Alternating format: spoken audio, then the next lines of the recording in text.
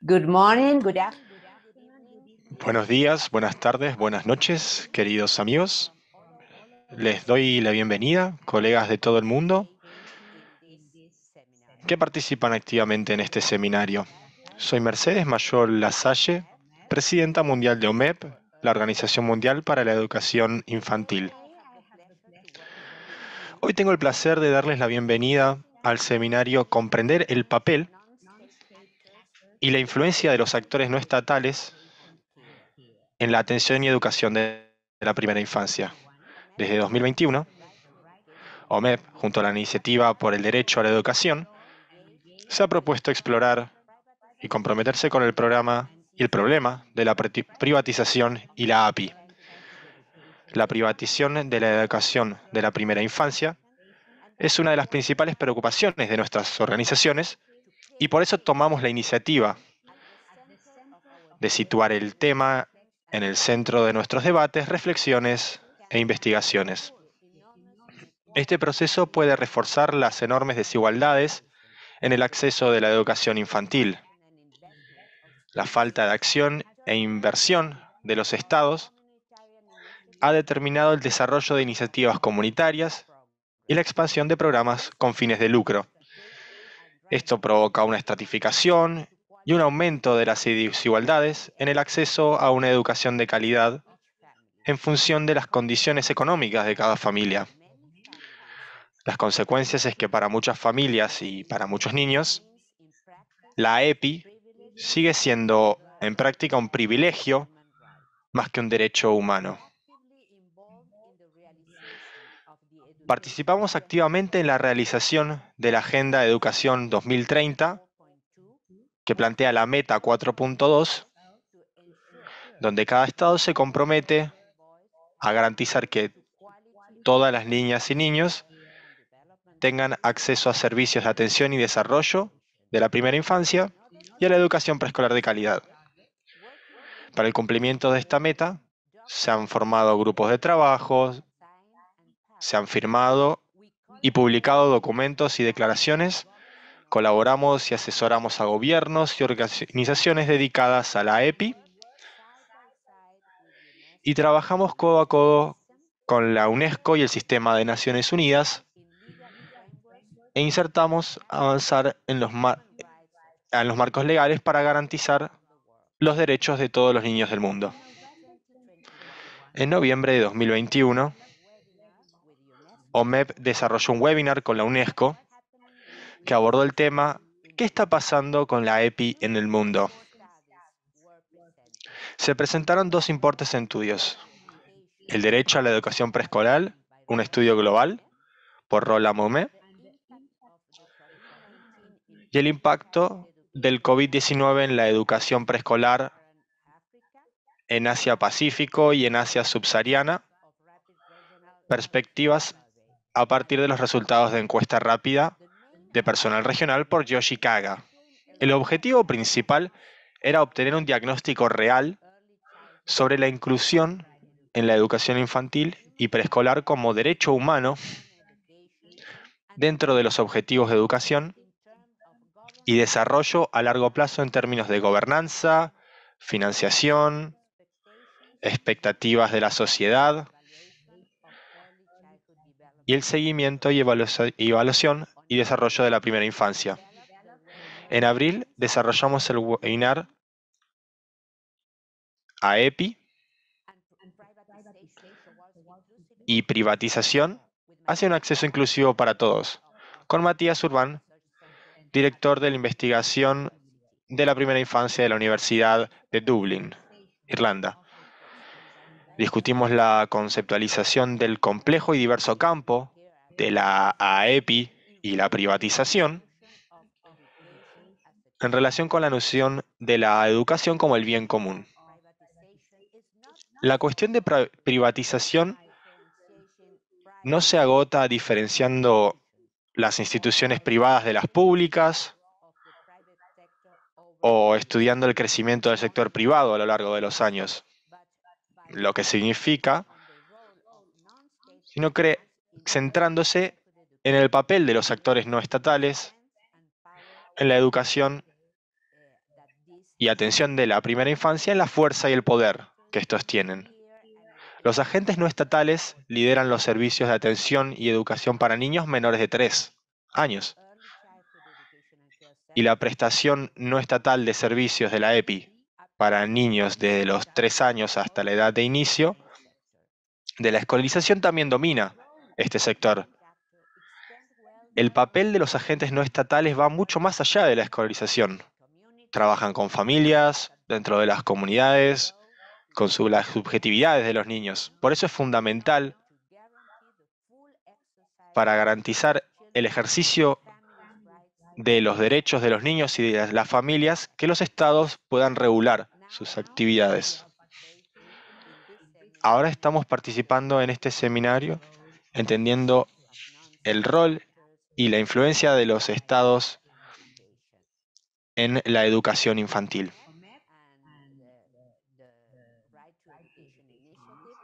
OMEP y la iniciativa, con el trabajo de Manos Antonini y todo el equipo de la Junta de UNESCO, por el apoyo de organizar y desarrollar este webinar. Hoy nuestros panelistas van a presentar las recomendaciones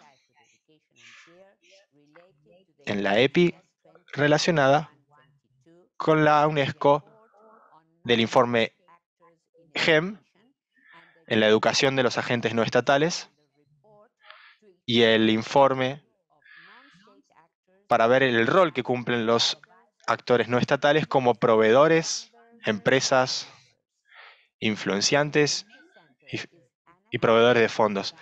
Ana Cristina Dario es nuestra oradora principal. Ella es economista de formación y ha trabajado como analista principal de las políticas en el equipo del informe GEM en la UNESCO desde marzo de 2017. Antes de ocupar este puesto,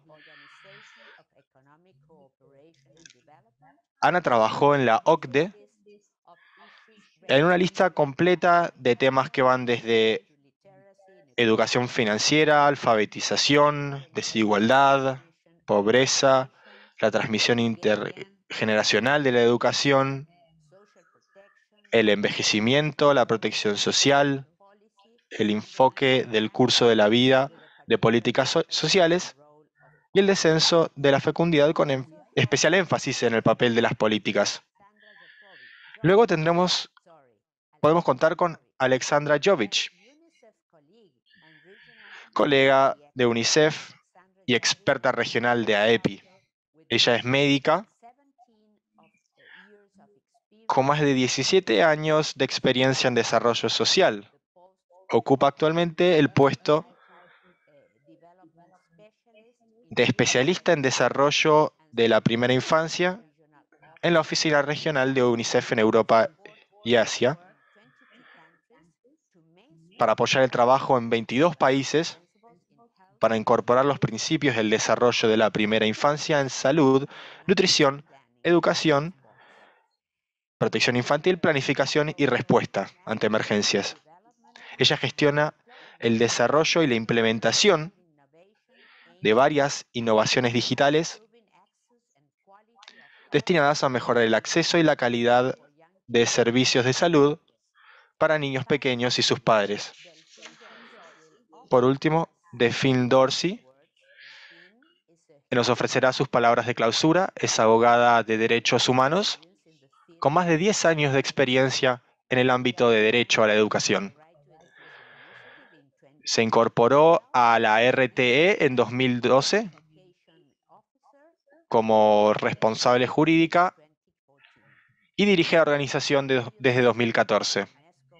Trabajó en la UNESCO para el programa de Derecho a la Educación durante 4 años, como también con varias ONG en Europa y África como Amnistía Internacional, Save the Children y Defense for Children International.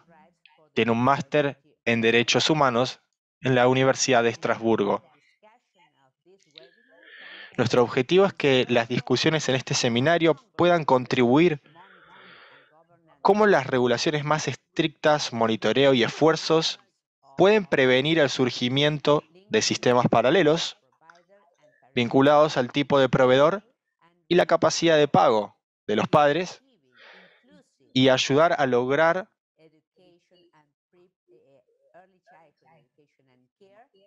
atención, cuidado y educación preescolar de calidad para todos nuestros niños. El contenido de este seminario se incorporará a los intentos que tendrá lugar este noviembre en Uzbekistán, en la Conferencia Mundial sobre Educación Infantil que estamos tomando a cabo en la organización. Este es el último seminario de la serie para esta parte del año. El próximo evento será la Asamblea Mundial y Conferencia de OMEP en Atenas en julio, que ya está llegando, a las cuales los invito a todos y animo a extender la invitación entre sus contactos para aprovechar poder encontrarnos cara a cara. Gracias.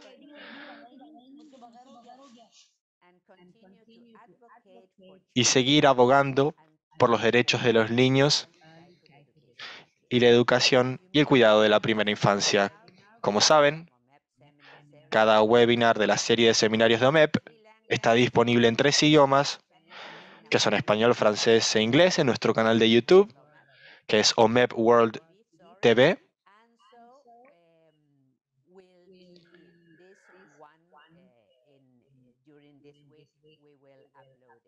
Y será subido esta semana. Gracias por sumarse. Queremos comenzar entonces viendo un video sobre el informe GEM para ver a grandes rasgos cómo es este informe, qué tan importante, qué tanta relevancia tiene y el trabajo que está haciendo el equipo del informe GEM, que es muy bueno. Gracias.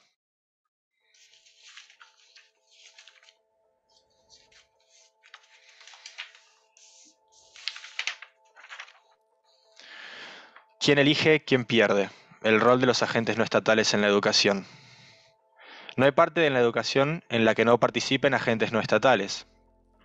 Los argumentos sobre su participación están relacionados con la eficiencia, la innovación, pero también con la igualdad e inclusión. ¿Pero es posible regular todas estas actividades de forma efectiva? En concreto, ¿las opciones que ofrece la educación no estatal son iguales de accesibles para todos?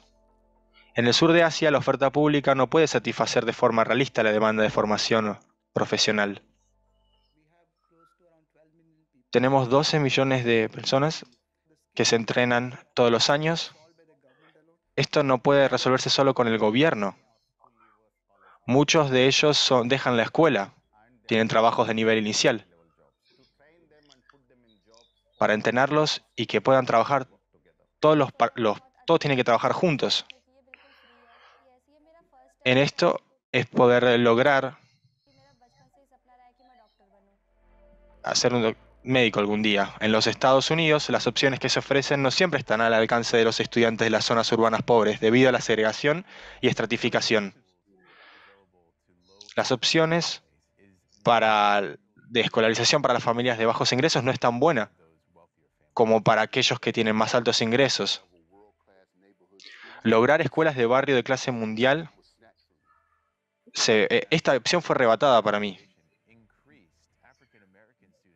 Los estudiantes afroamericanos se los segregó entre escuelas de bajos ingresos y unirraciales, o en escuelas concretadas, y esto llevó al cierre de escuelas. En Asia Oriental, muchos padres pagan por clases particulares para mejorar las posibilidades de sus hijos, pero rara vez son reguladas.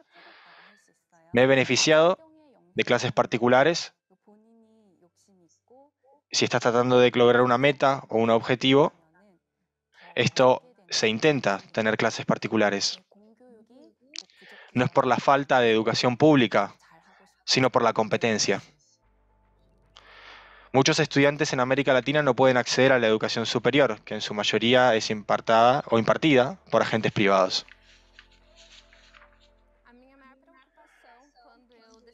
Mi mayor preocupación cuando decidí estudiar recursos humanos utilizando el FIES era cómo iba a pagarlo. Esto da miedo, saber que cuando te contratan saben que tenés que pagar más adelante, cuando uno no sabe realmente cómo lo va a hacer. La educación pública tampoco es gratis. En el África subsahariana, 1 de cada 3 niños no termina la escuela primaria a los 15 años. 2 de cada 3 niños se va de la escuela antes en Uganda, en la escuela primaria. Llevo a mis niños a la escuela y luego vuelvo para buscar trabajos, para poder criarlos. El gobierno de Uganda no financia la educación primaria o la secundaria como debería. Los gobiernos necesitan asegurarse de poder lograr estos objetivos. Se debe asegurar que cada persona tenga la oportunidad de tener acceso a esto. Debemos tener estas conversaciones en los barrios de todo el mundo y en pocos años espero que Brasil, las personas que no tengan dinero para estudiar en universidades públicas o para pagar por esto, pueda mejorar. En la carrera por conseguir una educación equitativa y de calidad para todos en el 2030. Entonces, rediseñemos las reglas.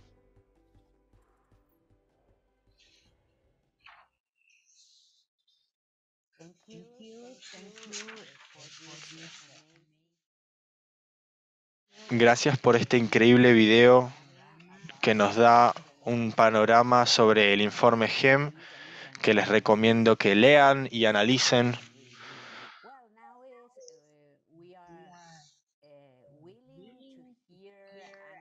Ahora es el turno de Ana Cristina Dario, nuestra oradora principal. Va a presentar los hallazgos y recomendaciones del informe GEM 2021-2022. Ana, te cedo la palabra. Gracias. Muchas gracias. Espero que puedan ver mi pantalla y me puedan oír bien. Gracias, Mercedes. Y gracias a todos por estar aquí. Realmente estoy muy feliz de poder presentar los hallazgos principales de nuestro informe en educación, pero se concentra en los capítulos de educación y escolarización. Lo primero que me gustaría decirles o comentarles, para 2030 el número de niños de la edad inicial van a seguir estando en servicios de atención, esto en países de ingresos bajos.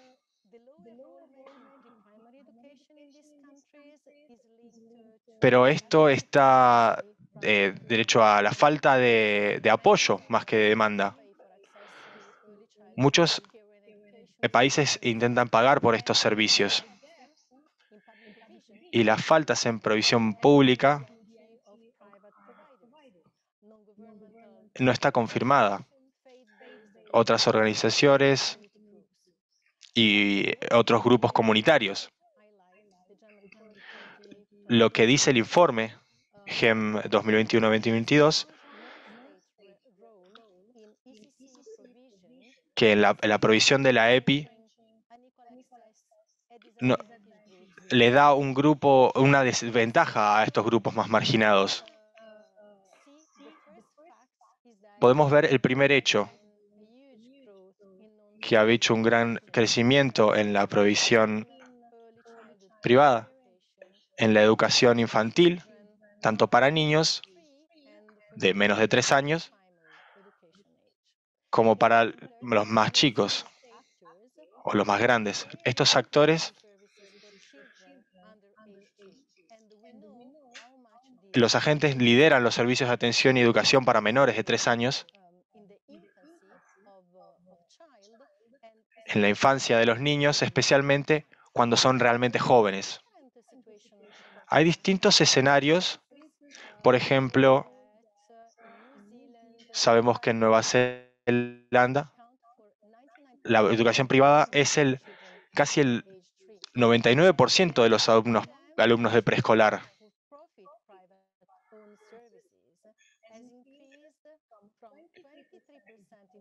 Y que la oferta no estatal ha aumentado del 28% en 2000 al 37% en 2019. Otros países de altos ingresos, como por ejemplo el Reino Unido, en Inglaterra, las compañías privadas son parte de los 50.000 centros de educación, que es mucho más grande ahora en 2019. Y se estimaba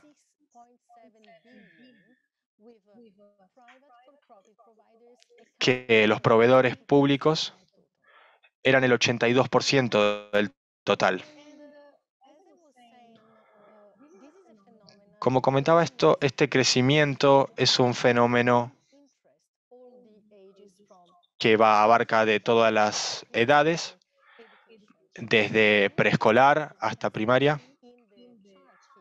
Y como pueden ver en el cuadro que se presenta aquí, en promedio, de superior de 28,5 en 2000 a 37% en 2019.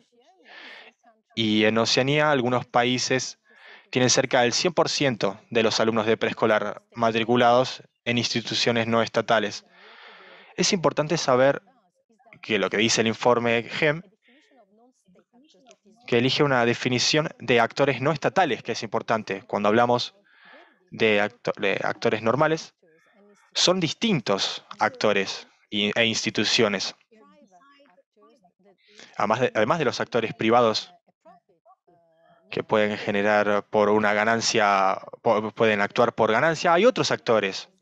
Hay ONGs, hay comunidades que proveen estos servicios y hay otras organizaciones que pueden llegar a ser los principales en muchos países. En Alemania, por ejemplo, el 73% de las inscripciones eran de instituciones privadas en 2017. Sin embargo, un tercio de los proveedores para los niños menores de 3 eran programas de iglesias católicas o protestantes, pero todos estos servicios son parte principal de la EPI en algunos países. Y otros programas basados en la comunidad también son muy importantes. Por ejemplo, en Uganda, el 7% de los centros de la EPI son de la comunidad o comunitarios. En algunos países, especialmente en Latinoamérica, el gobierno ha desarrollado estos programas para hacer un apoyo integrado en la educación, nutrición y bienestar que favorece el desarrollo de los niños.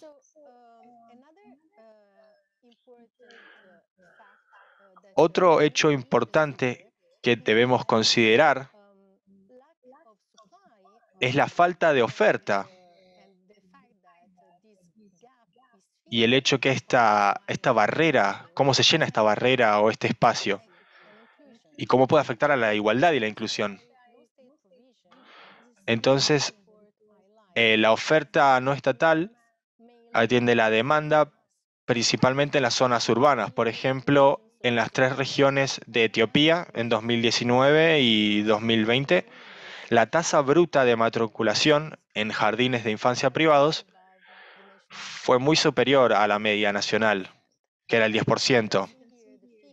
Pueden ver aquí las cifras: 104% en Addis Abeba, Dar es Salaam 31% y Harare 45%. Esto también significa que los niños de zonas rurales y más pobres tienen un acceso mucho menor a la oferta. Sin embargo, esto significa que a veces no pueden acceder, porque en muchos casos, especialmente en países de ingresos bajos, en contextos rurales, no tienen oferta de educación infantil. Entonces, en este contexto tal vez sea inexistente. Al mismo tiempo, la provisión no estatal puede ser la única opción disponible para los niños en zonas urbanas más pobres. El informe GEM, en esto me gusta, por ejemplo, en Nairobi, el 94% de los proveedores eran privados. Esto significa que todo esto puede tener un impacto importante, significativo, en igualdad e inclusión.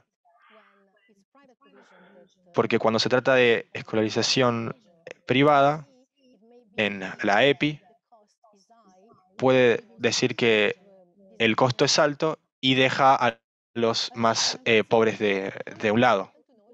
También es importante saber, y esto es algo en lo que se enfocó el informe GEM, es que las mujeres suelen pagar el precio de la escasa oferta pública de atención y educación en la primera infancia.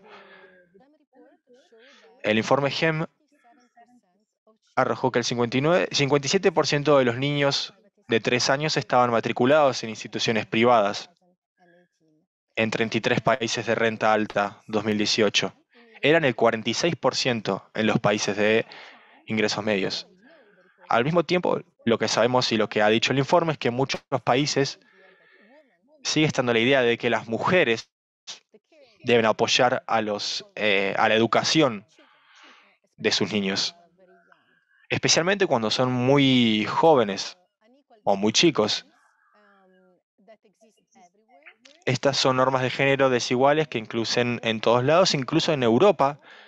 Las mujeres realizan más de 3 veces el trabajo de cuidados no remunerado que los hombres y solo el 7% de los trabajadores de atención y educación de primera infancia son hombres. Y esto significa que es importante hablar de esto, ya que puede tener un impacto en la probabilidad de que las mujeres tomen el lugar en el mercado laboral. Y sabemos muy bien que el hecho de que haya alta demanda de estos actores hace que haya una alta preocupación también en el área de COVID por la pandemia. En algunos países, si pueden ver aquí los números o las cifras, hay muy pocos países que las leyes requieren que eh, se pueda hacer esto. Sin embargo, estas normas pueden dejar a los más vulnerables de lado. La EPI está vinculada al trabajo de empleo formal, que solo representa el 30% de los empleos en países de ingresos bajos y medios. También a lo que vio el programa, cuáles son las implicaciones para la presencia del Estado con respecto a lo que es la calidad y la igualdad. En primer lugar, hay implicaciones en términos de calidad del sistema. Sin embargo, esto está relacionado a ambientes más de política o en un contexto del país más político que el tipo de proveedor. Por ejemplo, en Brasil, el valor del índice de calidad de la infraestructura fue significativamente mayor en las guarderías y centros preescolares privadas contratadas que en las públicos. Aunque hay otras cosas que mirar. Por ejemplo, que los educadores privados de instituciones no estatales suelen estar menos preparados y tienen menos oportunidades de desarrollo profesional. Por ejemplo, en Ghana, hasta en centros, solo el 8% de los profesores de jardines de infancia privada y el 75% de los públicos realizan el programa de formación de Ghana. Estas son oportunidades que están abiertas a educadores de Estado privado comparado con los servicios de la EPI privados o públicos. Estos suelen estar incurridos en prácticas comerciales engañosas o presentar servicios de baja calidad, que es importante si creemos que estos servicios de la EPI es algo clave para el desarrollo de los niños.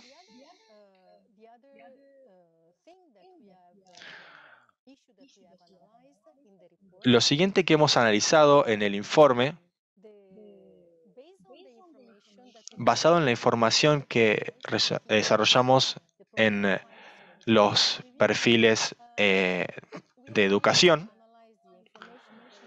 hemos analizado la información basado en las legislaciones y políticas, y lo que muestra esto es que las regulaciones en general, pero más para la educación de la primera infancia, se concentra en la calidad y la igualdad. Muy seguido las regulaciones se concentran en estos requisitos, como por ejemplo legislación, la aprobación y la concesión de licencias a los proveedores no estatales. Pero es menor el caso que estas regulaciones se concentren en lo que es la regulación o entrenar a los educadores o en la igualdad para garantizar el acceso para los que tienen menos recursos. También la gobernanza es importante porque en algunos casos los gobiernos fragmentan la educación. Otros casos es el Ministerio de Educación, entre otros. Pero también la comunicación y la transparencia de procesos es diferente.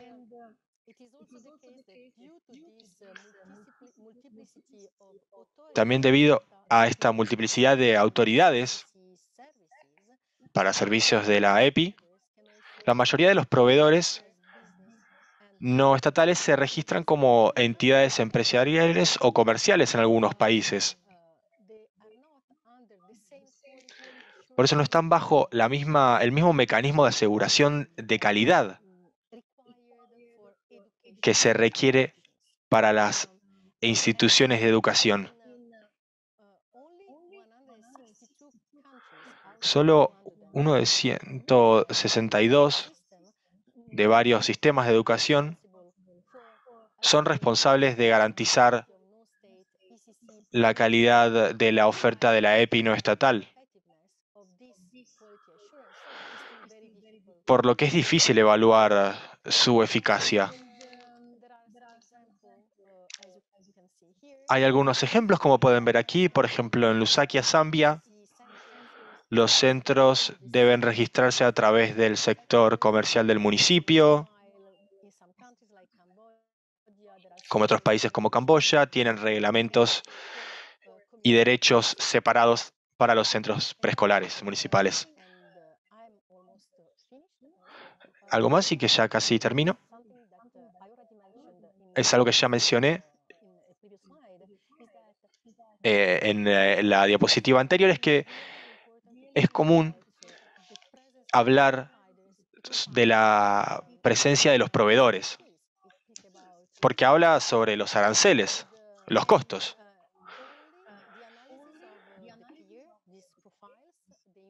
En este perfil está la información sobre las regulaciones y nos ha mostrado que solo 79 países regulan los aranceles de la EPI.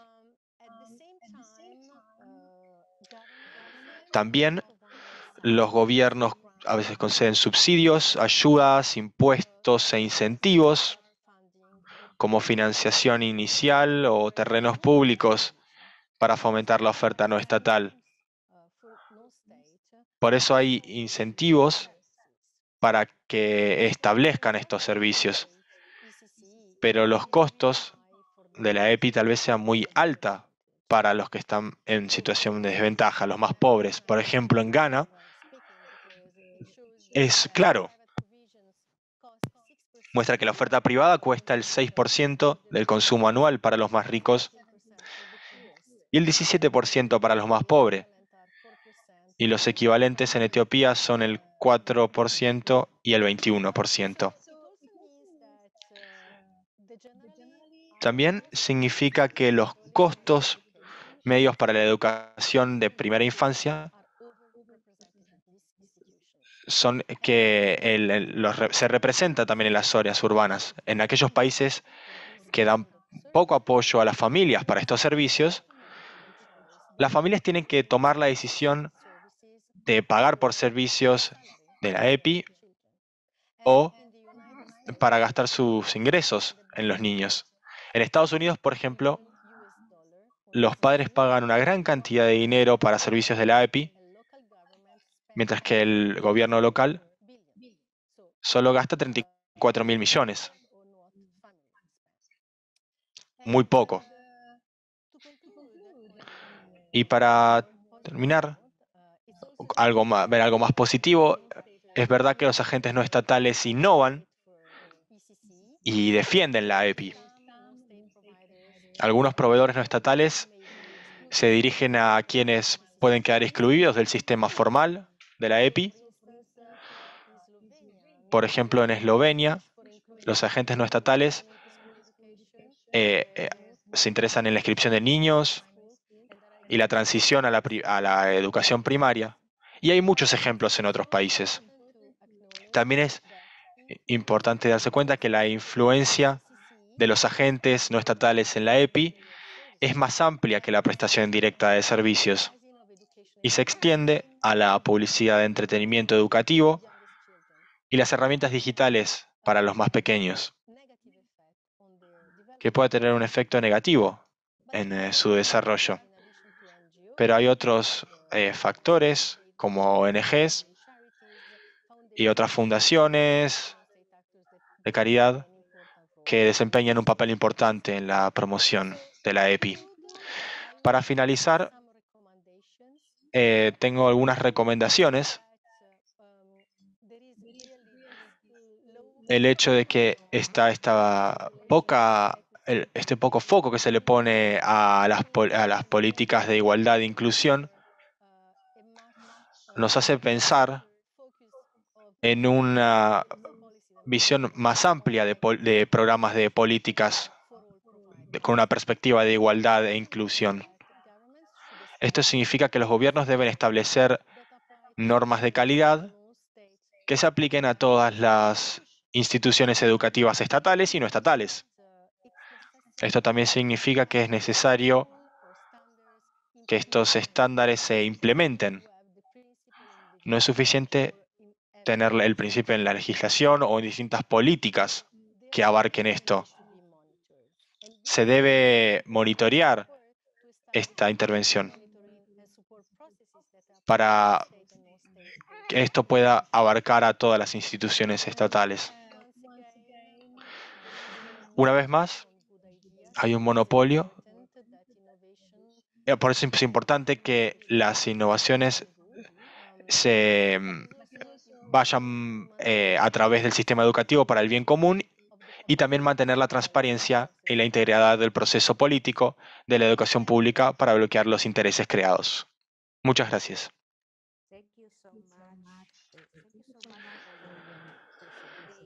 Muchas gracias por su presentación, señora Ana. Realmente fue una síntesis increíble sobre este informe tan importante y tan denso. Me gustaría dar estas recomendaciones también. Es que queremos lograr la meta 4.2. Tenemos que seguir alentando a nuestros estados para que reconozcan los derechos de la EPI como un derecho común, como responsabilidad de los estados y la necesidad de estándares de calidad, monitoreo, evaluación de distintos sistemas. Muchas gracias.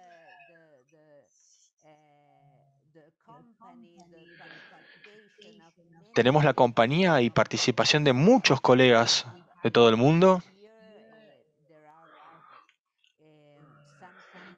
Tenemos algunos colegas que realmente, a los que les tenemos mucho aprecio, como por ejemplo nuestra vicepresidenta de OMEP, de la región Asia-Pacífico, Norteamérica y el Caribe, de la región Latinoamérica, nuestros colegas de Action Aid, Equal Education Law Center, de EDUCO, la Iniciativa del Derecho a la Educación, nuestros colegas del equipo del informe GEM, Quiero agradecerles específicamente a Kate Linkings y también tenemos colegas de todo el mundo, de Cuba, Fiji, Argentina, Chipre, Francia, Japón, Paraguay, Australia, Sudáfrica, Ecuador, México, Polonia, Rusia, Canadá, Chile, Uruguay, Rusia, Kenia, Perú, Irlanda, Perú. Matías Urbán está aquí, gracias por venir. España, Nigeria, Tailandia, Pakistán e India. Realmente les quiero agradecer a todos por ser parte de este webinar tan importante. Ahora quiero presentarles a Alexandra Jovic. Alexandra, parece que es como el tenis, ¿no? Djokovic, Jovic. Quiero hacerle algunas preguntas para que pueda hacer comentar en este informe. El primero, sabemos que el papel de los actores de la EPI tiene la mayoría de estos. Sabemos que el costo de la educación privada excluye a los más marginados. Basándose en su propia investigación, ¿puede compartir algún ejemplo de iniciativas gubernamentales para mejorar el acceso a la EPI pública de calidad para los más vulnerables? Gracias, Mercedes. Intentaré tener la perspectiva de Europa y la región media de Asia. Tenemos 22 países en donde los gobiernos están esforzándose especialmente aquí en reconocer los derechos de educación preescolar. Por ejemplo, intervenciones en niveles de política, diversificación de finanzas. Esto es para poder fortalecer los sistemas y tantos otros ejemplos. Pero con respecto a su pregunta, bueno, tengo dos. Primero es garantizar la calidad en lo público y el acceso, tener enfoques más enfocados para de los que se beneficien los más vulnerables. Para comenzar con la primera, necesitamos que sea clave que se provea además. Y la calidad es un tema importante, especialmente en nuestra región. Esto sería en pedagogías para niños. Por esto necesitamos entrenar a nuestros maestros. Trabajamos con 6 países en nuestra región para poder mejorar la EPI en el entrenamiento de profesores y profesoras, utilizando la ventaja de una plataforma que tenemos con Microsoft, que les da acceso gratuito a todos los profesores y maestros de la EPI. Este recurso de entrenamiento se desarrolla como una guía de paso a paso, es un buen ejemplo para distintos recursos, para ayudar a estos maestros que están aprendiendo, como es el caso de Pakistán. En este área lo que vemos especialmente para aquellos esos que están más vulnerables no es sobre el acceso, sino cómo se trata al niño en la educación preescolar. Abordar esto es clave para la inclusión de niños menores y también aquellos con discapacidades. Creemos que estos esfuerzos de entrenamiento de maestros debe trabajar con los privados y públicos con la posibilidad de responsabilidad para la educación y de aquellos maestros en el sector privado. Por ejemplo, en Serbia tenemos un currículo por el ministro de Educación que incluye a los estatales y no estatales sobre cuáles son las ayudas. en lo que es el desarrollo de marcos de educación. Se trata, lo tratamos de abarcar también en Serbia y realmente es muy prometedor tener una agenda más amplia y garantizar la igualdad de calidad tanto a nivel nacional como municipal y que sea aplicable para todos los proveedores. La segunda parte de la pregunta se basa en cómo damos acceso a los más vulnerables. Y esto continúa siendo el foco de nuestra región. Como vemos, menos tasas de inscriptos para los niños más vulnerables. Y en nuestra región sigue siendo nominado por los proveedores públicos. Hay muy pocos países que ahora están superando el aumento, como Bosnia, Kazajistán, Turquía. La mayoría de los otros países, lo que domina es la educación pública. Vemos que la intervención de gobiernos, de países, de, por ejemplo, poner un año de obligatorio, esto hace que sea mejor para los niños más vulnerables. No inmediatamente da una calidad instantánea, pero sino que facilita la inclusión antes de su primer paso en la educación. También tenemos algunos países como Armenia, Kosovo, que son buenos ejemplos de lo que es la modificación que se dio, que trabajan con las comunidades locales y que dan más acceso para aquellos más vulnerables. Otros ejemplos son, por ejemplo, poner autobuses para aquellos que no pueden acceder, pero trabajan con los gobiernos locales. También tenemos ejemplos excelentes sobre socios con ONGs que representan a las comunidades menores. Son crear tratados entre los proveedores públicos y los más vulnerables. Y esto ayuda a subir la inscripción. Se hizo un esfuerzo en Moldavia para lograr esto también para todos estos niños que están fuera del sistema, para que ellos puedan inscribirse. Vemos muchos incentivos financieros, especialmente en lugares descentralizados. Vemos si tienen municipios realmente pobres, la educación preescolar tiende a dejar a estos niños más pobres afuera. Los transportes centrales para niveles locales, para los niños más vulnerables, han lograr una igualdad en el acceso a la educación. Por eso el reconocer que los actores no estatales funcionan de esta manera va a ser difícil.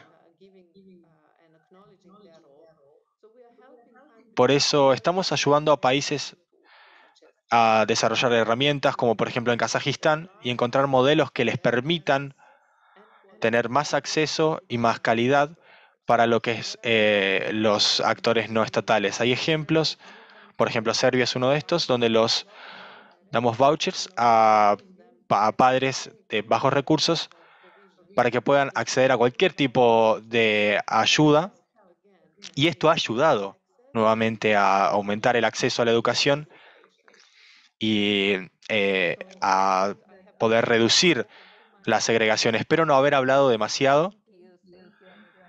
Muchas gracias, Alexandra. Y sí, es un interés común y estamos preocupados todos sobre el aumento en la oferta privada, como sea una tendencia dentro de este sistema y las conexiones que ha establecido entre estas tendencias, entre la calidad del sistema. ¿Quiere dar alguna otra idea?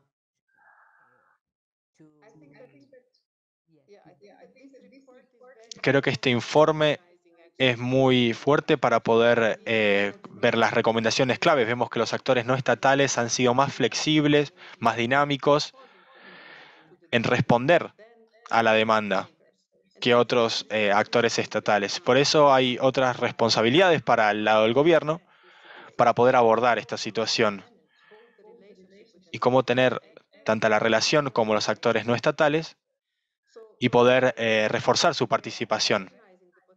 Están reconociendo el potencial de los proveedores, pero vemos una gran diferencia en falta de estándares, calidad y hasta donde existen las regulaciones.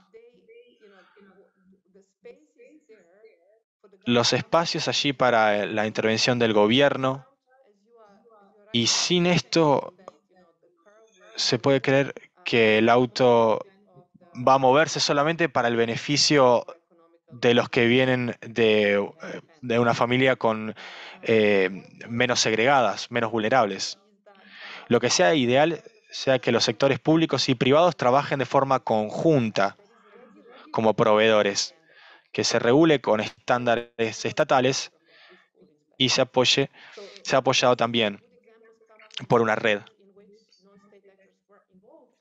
Hay muchos que han estado involucrados en estos procesos y que en muchos países se consideran como modelos en los cuales los gobiernos tienen el rol principal de poder asegurarse de que los niños sean los primeros en beneficiarse y que los vulnerables sean protegidos a través de regulaciones,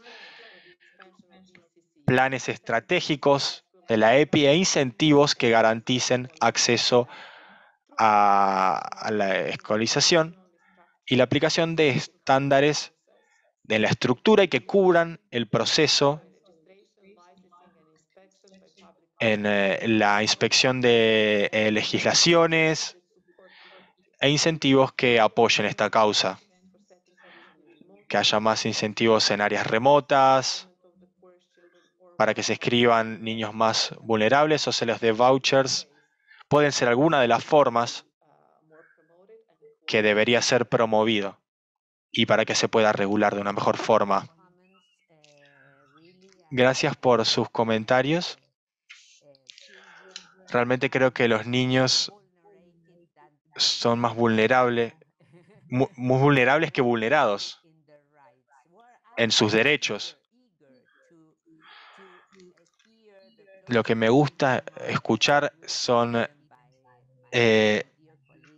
las palabras que van a ser dichas por mi colega Delphine Dorsey, ejecutiva de la Iniciativa por el Derecho a la Educación.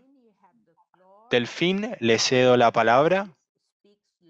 Por favor, hable despacio, porque nuestros intérpretes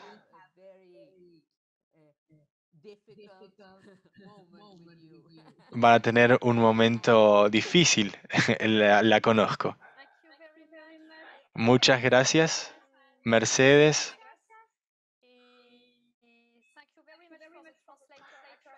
Gracias a los intérpretes y a OMEP para generar tanta inclusividad, tanta inclusión, tener las reuniones en inglés y ver a tantas personas que están en esta reunión. Creo que esto es muy importante, que debemos hacerlo más seguido. Me gustaría decir que hay que darle gracias a Mercedes y a todas estas personas que están aquí presentes a nivel nacional, gente de OMEP, pero también veo colegas míos de los derechos de educación, con UNESCO, UNICEF. Creo que muestra por qué esto es tan importante, cómo la educación de la primera infancia es necesaria y es clave. Y es por esto que creo que es importante garantizar y resaltar que se deben financiar estos sectores. Usted lo dijo, Mercedes, y tenemos que actuar si queremos lograr la meta 4.2. Hay una falta de apoyo, si llegara a haber, del sector público, y en este sentido, el tener actores privados que sean de distintos panoramas Creo que Ana lo ha mostrado bien. Hay muchas comunidades, actores no estatales, que dan apoyo a los niños y dan apoyo a las mujeres. Creo que es un elemento clave. También enfocarse a las mujeres, que crea desigualdades en este área. Creo que lo que más me llamó la atención en la presentación del informe GEM es cuánto cuesta para las familias. Creo que son las cifras clave. Hay aquellos que necesitan aún más estos servicios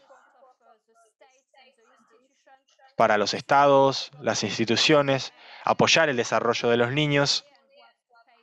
Hay algunos que tienen menos dineros y tienen que pagar más en proporción. Creo que esto es algo que debemos tener en cuenta. Creo que es lo que nos pone junta es lograr esto y que la educación primaria sea clave, trabajar para el desarrollo de los niños y continuar la educación. Debemos trabajar de forma conjunta para poder lograr estos propósitos que garanticen la igualdad. Creo que un buen ejemplo que se dio de Serbia, el que es apoyos regulados, y creo que la UNICEF está ayudando a desarrollar esto. Todavía hay mucho más para desarrollar. También la importancia de no tener un marco regulatorio, sino también sobre el contenido para poder garantizar la igualdad y la inclusión, y creo que es algo importante para tener en cuenta. Algo más que me llamó la atención, que creo que es clave, es sobre los maestros, el poder entrenarlos e invertir en ellos, porque no son educadores privados, y sigue siendo un tema importante, el entrenamiento. Esto es clave para acompañar a los niños a esta edad. No es solamente solo cómo vamos a tratar las legislaciones y en la especificidad de su edad, asegurarles que los entrenemos de forma apropiada es clave. Y lo que dijo muy bien Mercedes sobre alcanzar la meta 4.2 en la Agenda 2030 y la necesidad de regulaciones. Y creo que es clave para poder alcanzar esto a nivel nacional.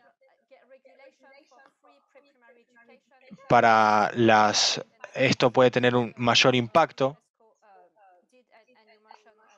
como usted también mencionó, Mercedes, en educación primaria, y poder trascender de forma internacional y ayudar a implementarlo a nivel nacional y lograr más efectividad, y que esto se establezca en distintos mecanismos, ya que sigue siendo un desafío. Creo que bajo el derecho a la educación podemos seguir trabajando con lo que es el financiamiento en la educación de la primera infancia, y que seguir trabajando también con el sector privado. Ya se terminó mi tiempo. Muchas gracias, Mercedes.